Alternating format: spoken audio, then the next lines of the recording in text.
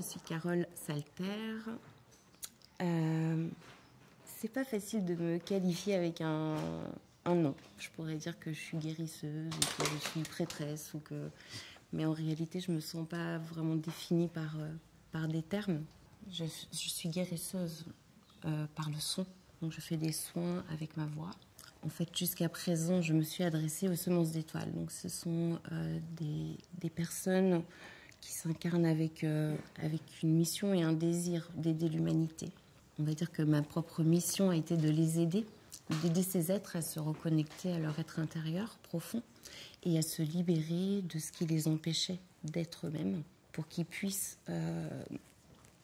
s'exprimer librement leur être, leur créativité dans le monde et que justement ce monde puisse commencer à changer.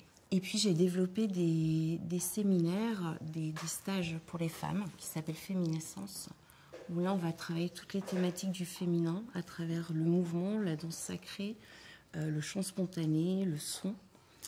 On va travailler donc à rentrer en contact avec notre essence à travers aussi la méditation, la respiration. Donc il y a pas mal de choses, c'est un peu un melting pot de tous mes outils, de tout ce que j'ai appris dans ma vie que je mets au service des femmes.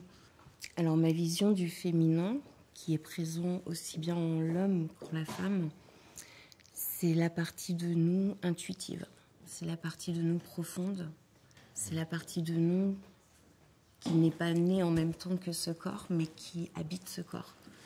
C'est la partie de nous qui est capable de créer, d'imaginer, de ressentir.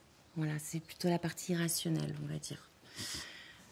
Le masculin, donc par opposition, c'est plus le côté rationnel, organisé, tout ce qu'en fait on a développé grandement dans nos sociétés. Hein.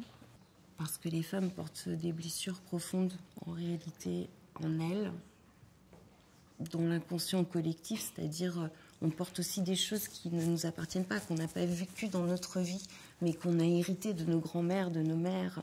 Et il est vraiment temps qu'on se libère. Parce que la femme est porteuse de ce féminin sacré avec... elle a plus de facilité d'accès, on va dire. Elle a une intuition plus affinée si elle prend le temps de l'écouter. Donc ce que je conseillerais aux femmes pour qu'elles se reconnectent avec leur féminin, c'est avant tout d'apprendre à s'écouter. De prendre le temps de s'écouter. Surtout qu'on vit dans une société où en fait le mental est le roi. On fait tout à partir de là. Mais l'inspiration, elle vient d'ailleurs. Sinon, le mental, il a juste la capacité de prendre ce qui existe déjà puis d'en faire autre chose. L'inspiration, elle vient de quelque part de beaucoup plus profond.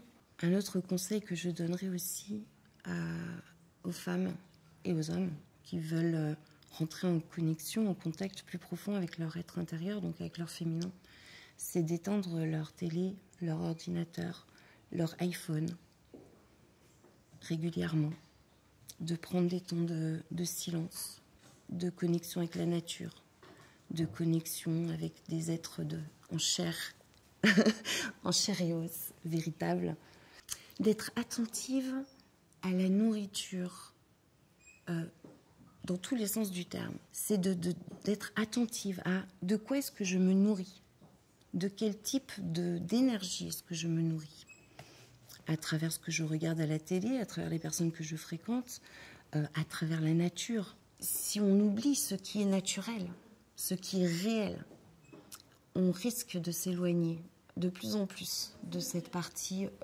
naturelle, réelle de nous-mêmes.